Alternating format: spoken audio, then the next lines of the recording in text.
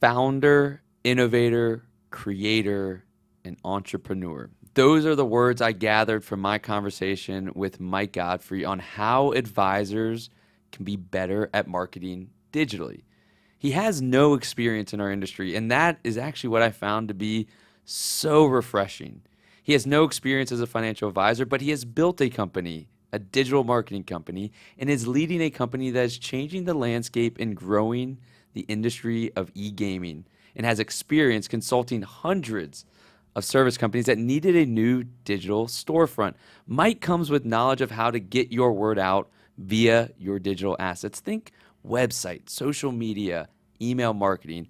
More importantly, though, he has the necessary knowledge to know how to get people to act when they see your digital personality. For us, that means get them to schedule a meeting, get them to engage with our brand, and get them to trust our brand. A fresh perspective and advice on a topic that is so vital to our success today and will be instrumental in our success going forward. This is Bridging the Gap with your host, Matt Reiner. All right, so I said a lot of words that were probably too big for you, but I had to. So I apologize about that, but I hope you appreciated it. I'm glad that you're here. I wasn't going to say it myself, but yeah, thanks for those words, Matt. Happy to be here. We usually see each other out on the golf course where you're no slouch as well. You took my money recently. Yeah, pretty proud of that. Yeah, and just mark that one up. Your chalkboard's still very, not many marks on there, so it's a fresh chalkboard. But you also, I can tell that some of your caddying experience has definitely not translated into your own personal game. Yeah, definitely not a professional caddy, but I was watching the U.S. Open qualifying once, and Nick Watney's caddy had too much to drink, quit on the sixth hole, so he asked me if I could read a putt. I said yes, picked up the bag, and went for it, and believe it or not, he didn't qualify.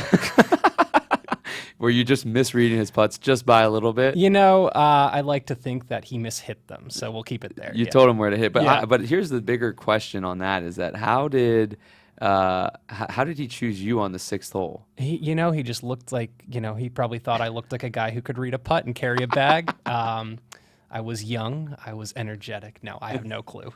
Did he literally just turn to the stands and be like, "Hey, I need a new caddy"? Yeah, he Like, looked who over the wants- back of the green. He said, "Anyone know how to read a putt?" I raised my hand. I grabbed the bag, and we walked for 27 holes or Was he a whatever. good guy? I mean, did you guys have Totally nice conversation? guy. What did y'all Yeah. talk about? It was great. I mean, we talked like sports, what it's like to be on the PGA. He was kind of an up and comer at that point. I don't know if he ever totally made it, but super nice guy. Yeah.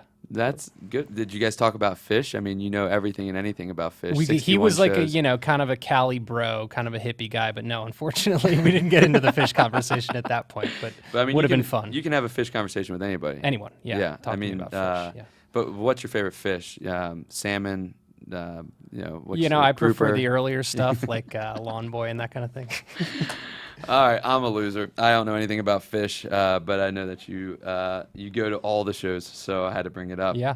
Let's get into this, and I think that this is what's so exciting to me about having you on. Not only a good friend to have onto the podcast, but I talk with many RIAs all the time, financial advisors, and we talk about the same thing. It's the same challenges. And so what the goal of this podcast is to bring on fresh views, fresh perspectives. And you're coming in as an outsider, never being involved in the industry, with different ideas. And I think that that's what's going to be so amazing. So I hope you can bring that. Yeah, I think there's certain sort of tenets and facets of digital marketing that apply to all service companies. There's going to be idiosyncrasies that apply to financial advisors that are very specific. But overall, my perspective, I've worked with companies across a wide range of industries, a wide range of customer types, and sort of channels that they use to reach them. And so finding the right mix, finding your authentic voice and your original voice is really the key to it all. So, I'm eager to kind of talk about what financial advisors can do, can say, and how they can act to introduce themselves to new potential customers, bring them in, get those meetings like you talked about, and eventually turn them into customers, because that's what it's all about. And I think that's the biggest thing. And we talk about technology, we talk about marketing, we're talking about bridging the gap with regards to advisors and all these resources out there. And so I want to start on the question that I think is still out there is, what is the most misunderstood thing about digital marketing that business leaders have? when that you've interacted with? Yeah, I think the biggest misconception is sort of the lack of understanding of the depth and breadth of what digital marketing is. Just to define it, you ask 10 different people, you might get 10 different answers. And so defining what digital marketing is kind of where it starts. I think some people think it's just advertising. Some people think it's just posting on Facebook or social media or blogging. And it's so much more that I can't even list it all. Right. They might have experience, business leaders or financial advisors or whoever may have experience with one sort of prong or facet of digital marketing, and that's what they think it is. But it requires sort of a thinking outside of the box and a creative thinking to remain on top of trends, opportunities, and ideas, and sort of evaluating your options for how you can spread your voice, because you can do it easier now than ever. Right. But there's also more noise out there. And so does that, and I guess that's where my question was going, right? With all the technology options that are out there, because now we're marketing digitally, right? Even though sometimes those the mailings actually tend to work, which is just kind of crazy to me to think about. But Making a comeback. they're making a comeback, right? Everything swings back and forth, right? Yeah. But with all of the options that are out there, I mean, is that what's making that's why it's making it so difficult for people and just paralyzing them? Is that right, or Yes, what is causing the paralysis? There is sort of an overwhelming amount of choice. The fascinating thing about digital marketing as opposed to just regular marketing is that you get so much data. You get data back that tells you how you're doing, or at least can tell you how you're doing if you utilize it properly. But I think the problem with that is sort of paralysis by an overwhelming amount of data too. So you have to be able to understand what you're looking at, be opportunistic, identify sort of the area that you want to focus in on, and then own it and commit to it. And if things aren't working out, that's okay, but you got to be patient, because it's not necessarily just going to be a quick thing that you post the thing on Instagram and all of a sudden you're huge, right? Right. It takes some patience. And I think that when you're talking about financial advisors, and we're dealing with investments management and financial planning, we're dealing with numbers. And when you start giving us data, then we're going to get we're just going to try to get in there and try to have all the answers. Sure. Because we know that 1 + 1 = 2.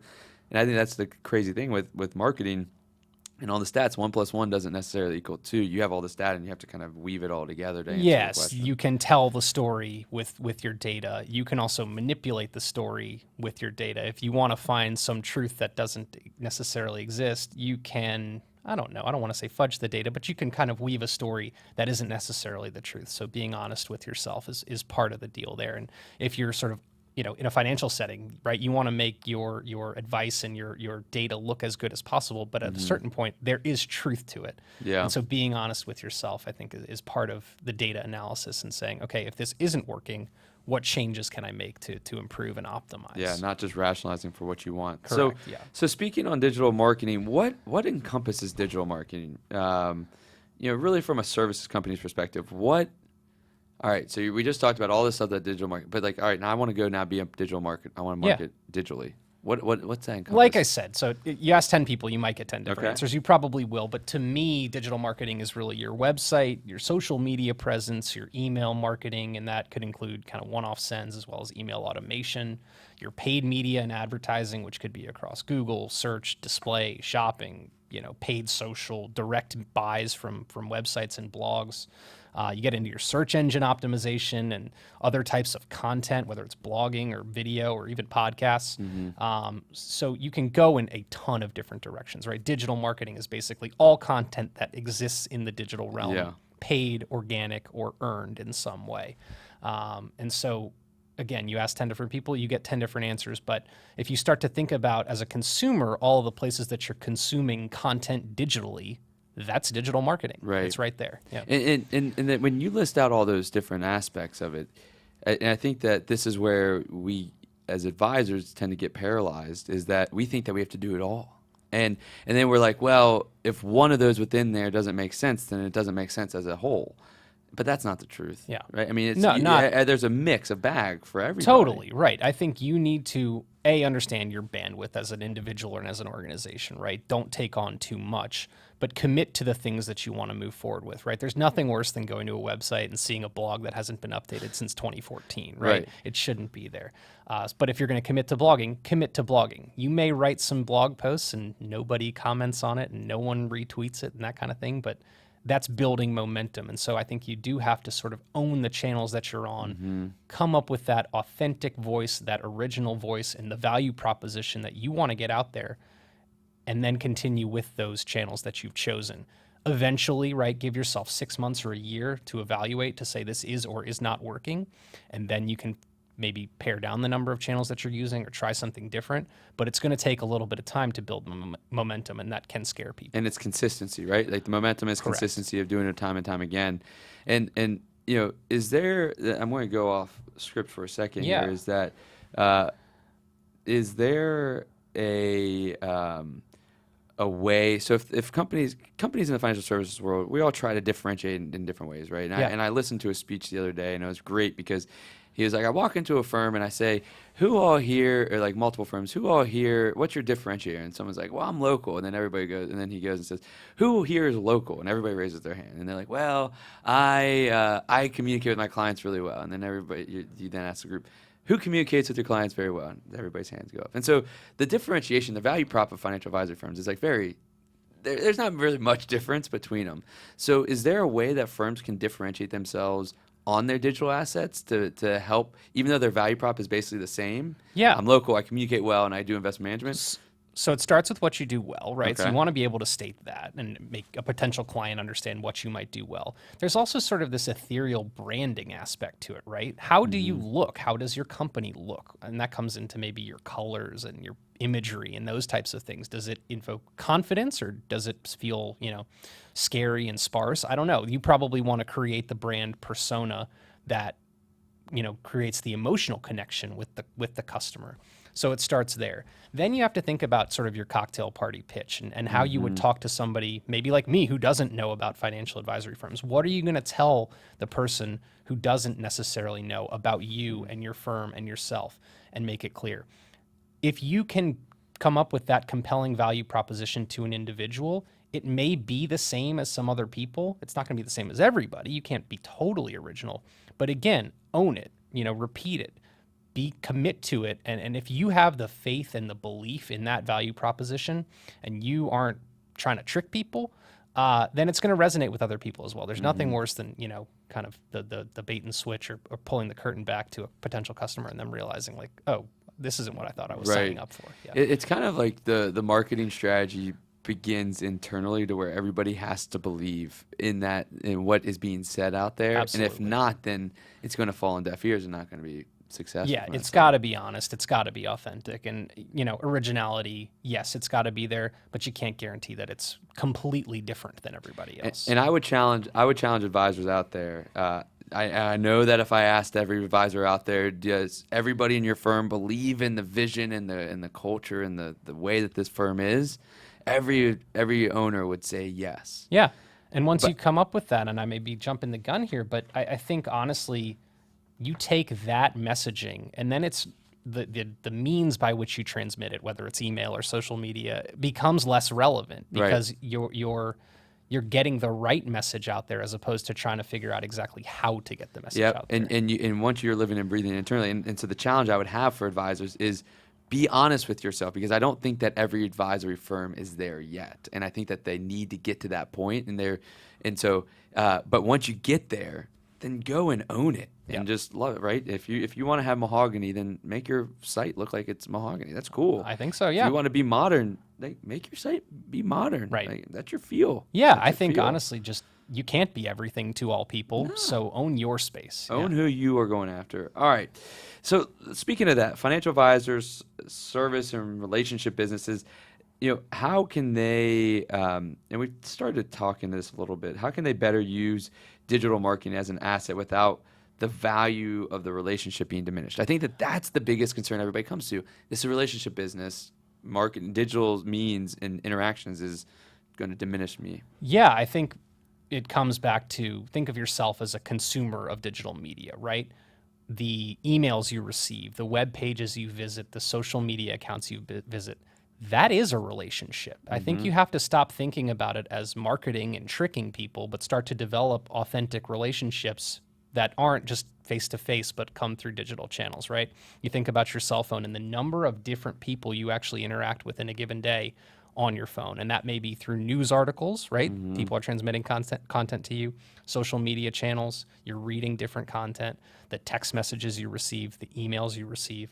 all of these channels sum up to a huge number of interactions that wouldn't be possible in a face-to-face setting. So I think if you start to think about individuals or potential customers interacting with you through digital channels, they are building a relationship with you, whether it's sort of resonating with you or not, and sort of it's not a replacement for face-to-face, but it is relationship building. If you think about getting content in front of people in the digital sense as marketing or advertising or tricking them, it's much less relevant. It's a lot harder to justify those types of, I'm using air quotes here, relationships. But those are relationships. And I think you're right on that side, right? It's a matter of there's so many people that we have never met in our lives, but we've interacted with on digital mediums. Yeah, So, I have a relationship with Tiger Woods. Yeah. Exactly. He doesn't with me, but I do with him. Exactly. Like, Yeah. I know. I follow him. I read everything. Like all these, the players on the Braves and everything of that nature. And I apologize about your Nationals, but like I have like all these celebrities and these news reporters, right? And then I see them, and I'm like, I already know so much about you, and that's building a strong relationship. I'm learning about them via these digital mediums, and I think that that this is one of the things that I talk about a lot with advisors, like Facebook. Like, why aren't you friends with your clients? Like, let them see you, because if you're putting stuff on Facebook that you don't want your clients to see, then you got some. You may Right. you don't want to hide anything from your clients, Right. And so your clients probably go out with their families on trips, and they go out and they drink margaritas at Mexican restaurants, right? Them seeing you like that builds that strong bond with you, Yeah. and that's what it's all about. Totally. I think you can think about hiding behind digital channels, right? There's a certain amount of anonymity that people want. But in this sense, in the marketing sense, you're trying to earn people's trust. And if you have things that you're hiding, or things that you're trying to trick people into, you're never going to get anywhere. Yeah. Do you think that this is a golden age for service providers with regards to having the opportunity to build strongest relationships that they've ever Totally. Service providers or anybody, right? Celebrities, professionals in any sense can reach their communities and their customers and their potential customers in ways that we've never seen before, in much larger quantities, but it feels more authentic because of the sort of human interaction with the cell phone on the receiving end or with the computer on the receiving end. Again, I feel like I have a relationship with Tiger Woods. He doesn't necessarily think that of me, but Right. I've seen so much of him. I feel so close to him in some weird way that I know him. Right. I trust him. I don't trust him, but I trust his on golf the golf game. course. Yeah, right, on the yeah. golf course, yeah. He's a good member partner. Yeah, there you go. Right. Yeah. Yeah. And I think that's where people have to shift their mentality. And speaking of, building a brand and doing it digitally, and I'm going to stay in the service company segment. Yeah. Still, what are the most successful companies on the digital marketing front doing in order to garner attention, win business, and service clients? What are the actions they're taking? Again, I don't want to beat a dead horse, but start with the original authentic voice and coming up with a story. Sales is all about storytelling, so come up with that story that's going to connect with your customer. And so if you've developed that story, you then kind of think critically about where your customers are already and how to reach them with that story. So if they're searching around on Google for financial advisors or financial advice, you can get ads in front of them, but you want to get compelling ads in front of them. You don't want to get clickbaity kind of stuff. And start to develop content that's going to rank, on Google, whether it's organic or paid, to get in front of people, and they're going to authentically want to engage with it and want to click on it. I think there's also sort of the expectation now from the customer's end that they're used to sort of trading their personal information for value that you can deliver to them. And that comes a lot of times in like a white paper or maybe some gated content. You're used, as an individual, you're used to giving up maybe your email address or your phone number in order to see that advice, right? So then you've created a lead.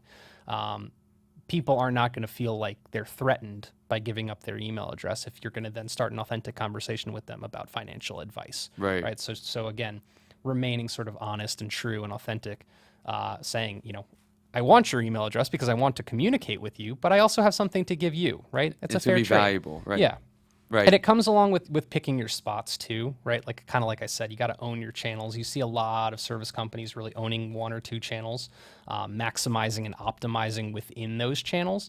And I think that's a better way to create that strong digital presence than trying to spread it around all over the place and just seeing what works, right? Just commit to a channel or two at first. To do this, to what you kind of laid out, right? With having the content, with having the gated content and getting all that done, do firms have to pay a ton of money for this? It doesn't.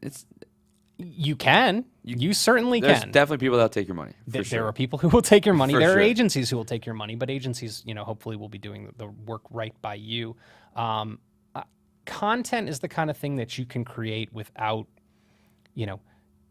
if you're already sort of having these thoughts, right? You're already sort of putting these thoughts together for your customers, for your potential customers, whether it's in a Word document or whether it's in a video or a podcast. You're creating content all the time. So I think you can borrow the content that you've already created, again, in the form of proposals or sort of pitch books or whatever it might be, and adapt that to the digital realm. That's a great starting place, right? And then you can kind of identify what the gaps are. What are people asking for? What are you seeing from some other people? And find the right time and resources to invest in that new content that might kind of get you over the hump. I think, yeah. And does it have to be because as you're walking through this, like I'm just thinking in the minds of another advisor, right? Yeah. So they're listening to us, and we're talking about, doing all this content, video content, written content, white papers, etc. Let's just go with video for a second, right? Sure. Because video, I think, is a lot of potential. If I were to tell someone to go start doing video content, I think that if I were to put myself in their seat, they would say to me, "Oh my gosh, I gotta go hire a studio. I gotta go get a studio. I gotta get a big good camera. I gotta get microphones." Like, that's not the case. Well, I have a secret for you. We all have professional cameras in our pockets. Right. Yeah. Just get going with it. That's right. And just get inertia, and then you can build it out over time. But Totally.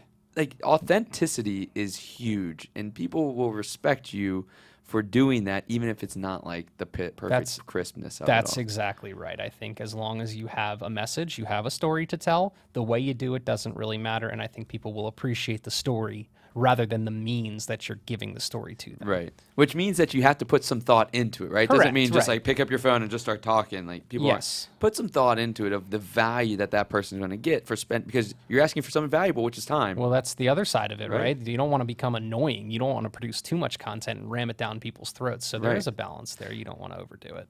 Are you saying something about me? Are you No, trying I'm to thinking say about something? some other people. Yeah. All right, let's wrap it up on this ROI concept. Yeah. ROI. It's every business owner looks for, and with marketing, I think the biggest thing I get back from advisors, on top of that referrals is their number one and technology is slow to adopt, is that the reason I don't invest in technology or marketing is I can never see an ROI.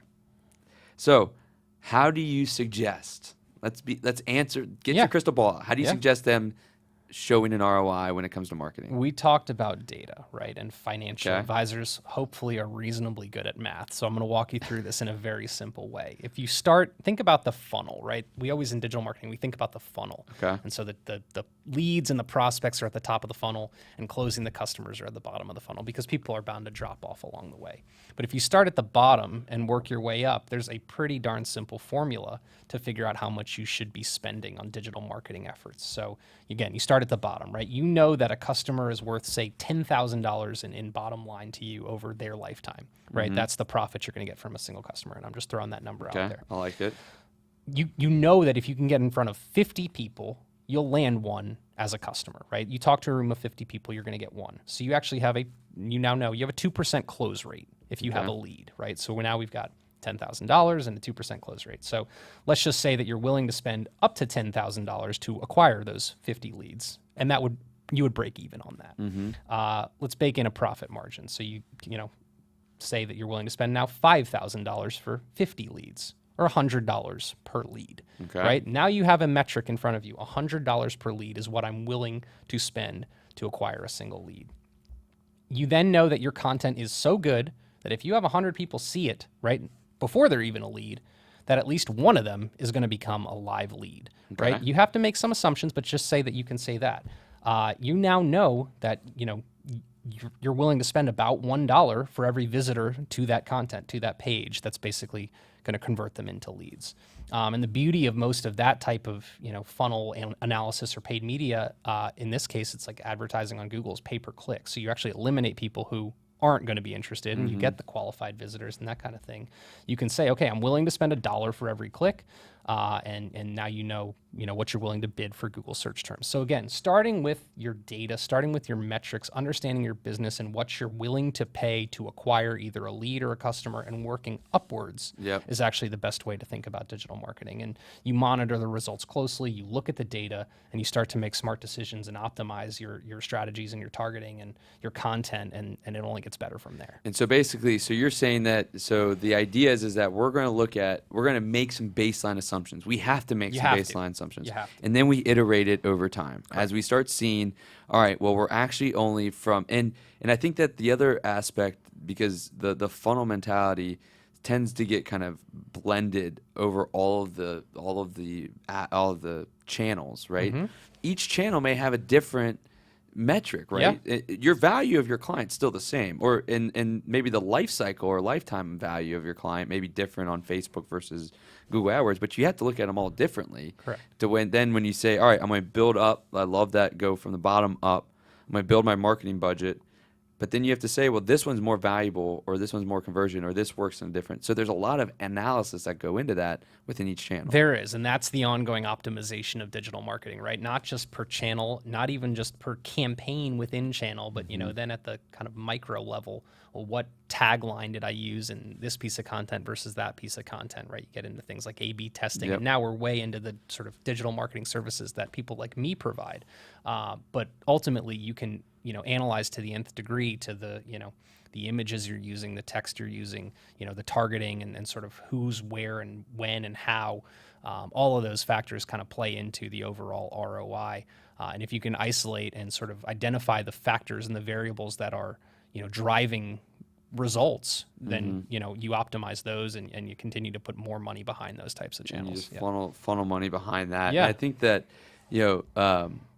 that's the power of digital marketing now, is because of the innovation of all the technologies that have allowed us to not only see the ROI. The ROI on the mail outs is very difficult. It is. Digital marketing's made it easier because you can tell them to go to a website and you can have a special website. But in the past, it was so hard. Now, if you have the right people in place to help you, you can see very clearly this is working or this is not working. Google Analytics will be your best friend. Very simply. Yeah.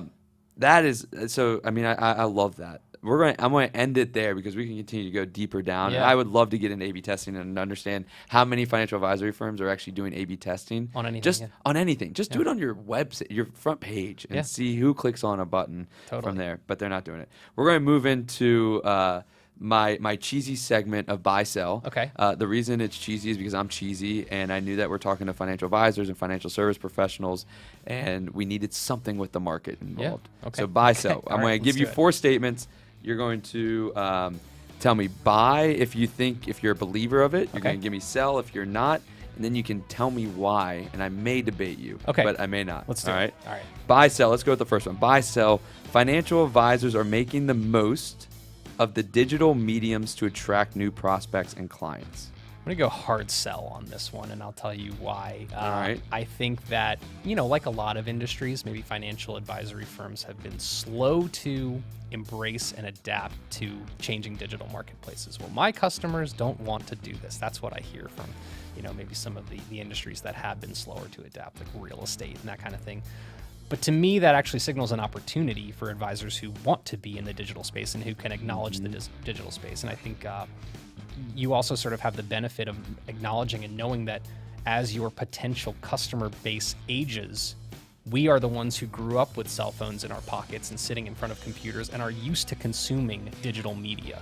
So you get out in front of it a little bit. By the time we're ready to invest with people like you, you're going to need to be in those digital realms. And I hear the same feedback. Oh, our clients aren't there. Our clients don't use that. They'll They're never gonna be look there. at it. Yeah. You know what? I'll challenge every advisor out there again with another something is ask your clients, are they? Yeah. You don't know. I don't bet know. you haven't asked them. You're just I mean, assuming. my grandmother has Facebook. Yeah, my dad says he never uses Facebook, but every time I walk by his office, guess what's he on? He's on Facebook. He's on Facebook. Guess what he on? All right, buy or sell. Instagram is the social media platform that provides financial advisors the most opportunity to attract new clients. Okay, I'm going to sell this, but with an asterisk, okay? All right. Because I think, as I sort of discussed earlier, the platform that you're on, the channel that you're using is less important than the messaging and the content that you're putting on it. So if you can figure out a way to authentically develop content and get it out there on Instagram and create an Instagram persona as a financial advisor, go for it. Yeah. I think that's great. If you want to, again, pick your spot. If you think you write great long-form content, use a blog, right? If you think you create great quick hitters, use Twitter. But just commit to that channel. So there's no reason it couldn't be Instagram. Yeah, I love that idea of creating that kind of personality. And it also goes back to you. What you said earlier is, what type of firm do you want to be, right? Yeah. Do you want to be this leading edge, cutting edge financial advisory firm? Well, then you probably want to be on Instagram. Yeah, I mean, go on Twitch. And who knows, right? yeah. Like, you can go crazy. Yeah, there's a lot of Twitch. Right. You just went right over a lot of people's heads. Yeah. Twitch was bought by Amazon. Yeah, That's right. A lot of money. A lot of money, $1 billion. Now he's doing a B2B company. All right, let's move in this. They're going to kick me off here. Buy or sell. In 5 years, more than 50% of leading financial advisory firms will have an employee solely focused on digital marketing. Yeah, I'm going to buy this one, and here's why. I think you'll see a ton of financial advisory firms probably lumping the digital marketing responsibility on like an admin or an office manager at this point. And unfortunately, that's really not the person who's most equipped to do this, right? I think you have to invest in people. You can do it with an agency. That's another option. That's, where, I've been for the last 10 years, and agencies are even becoming more highly specialized. So there are probably agencies out there that work only with financial advisory firms, and that would be a great option. But you've got to have someone focused on this, if not full time, then with 80% of their time. And don't just say, hey, you got to tweet, once a week or something like that. And with the skills, right? Yeah. With the skills of analyzing Google Analytics, everything else. All right, last one here. Buy or sell. The future of marketing, I'm saying 10 years is the future, will not be about digital marketing, but something completely different. I'm going to buy this, and I'm going to buy it with a little bit of an explanation, and there's a couple factors at play. I think, first of all, it's going to be an evolution of digital marketing rather than, a major shift change to some medium we haven't thought about or haven't heard of. But I think there's a couple factors. Again, regulation is going to make it potentially harder to target people the way that we've done it for the last 10 years or so. I think you're already seeing it in Europe with GDPR and sort of the digital rebellion of people who want to put their phones and their computers away when they're not at work. But more importantly, I think people are going to start buying and consuming more digital experiences. This is digital marketing in a way, but not the way that we're used to seeing it. So it's all about sort of what the media mix is in front of people. And it could be virtual reality. It could be the screen in your self-driving car. I mean, God knows, but it's not going to be the same that we have today. And everybody's probably shaking their head right now. Like, I love that idea. Like the screen in your autonomous car. Don't doubt that.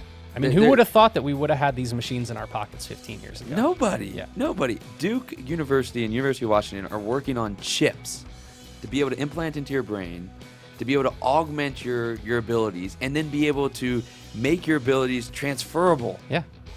Like it's the Matrix. People it's Terminator. Are working I don't know on what this. it is. People are working on this. Yeah. All right, another edition of Buy or Sell is in the books, and Mike was pretty convincing on that, except for the one asterisk. That's probably one of those purchases you're like, that's buyer's remorse. Yeah. I mean, maybe. Can I say, right, buy and sell quickly? Yeah.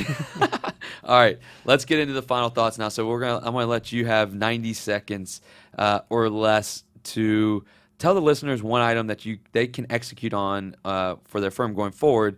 I'll give you a little bit of a question. You can go off whichever way you want. Yeah. But 90 seconds, give the listeners something that they can tactically go and execute. So what is the one thing our listeners can execute on today with current digital marketing strategies, or with their current digital marketing strategy, or to launch an initial digital marketing strategy that will push their firm forward? Yeah, I think it all starts and comes back to developing that authentic, original, and trustworthy voice. And so rather than going out and starting to market yourself, I would challenge people to lock themselves in a room and don't leave that room until you've come up with that elevator pitch. That is who you are, why you do it this way, why you're different. You're not going to be totally unique. We discussed that a little bit.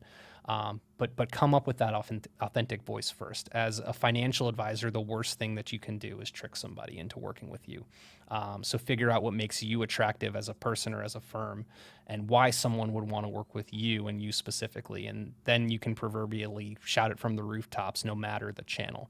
There are a lot of free channels, easy to get started with channels, types of things like Instagram, the social networks, or MailChimp, right? Create an email newsletter and see what the reaction is to that.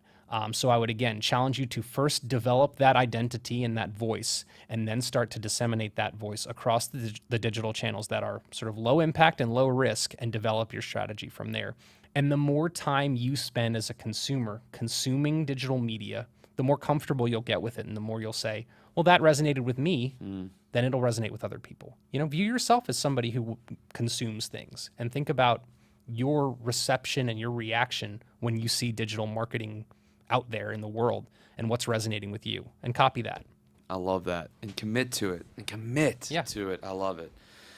All right. So for my closing thought, I'll start here. Greater than 80% of new business for advisors comes from referrals. That makes sense because this is a relationship business. It will continue to be a relationship business.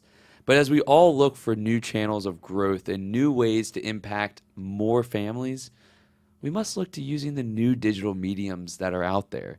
In 2000, the way we could think outside of the referral box to generate new business looked like newspapers, direct mailers, radio ads, and billboards.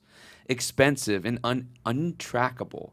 In 2007, an iPhone was created, apps were launched, information made it to your fingertips, and eventually eyeballs were abundant for advertisers.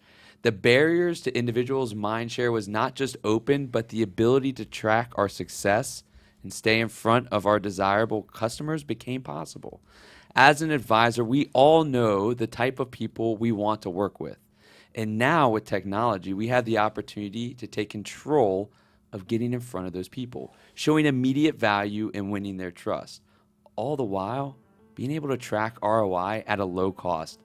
As is the case with any financial advisory firm with regards to adopting new technologies internally, if we as an industry don't look to innovate on the ways to attract new lines of business, then we will be left stuck in our ways, watching as the innovators win our prospect, grow their business, and ultimately push ahead in the new digital world. Mike, thank you again for joining us today. Yeah, thanks, Matt. And thank you to all the listeners who tuned in. We'll be back in your headphones or on your car speakers next week. So long, my friends. Thanks. That was moving really fast. I almost lost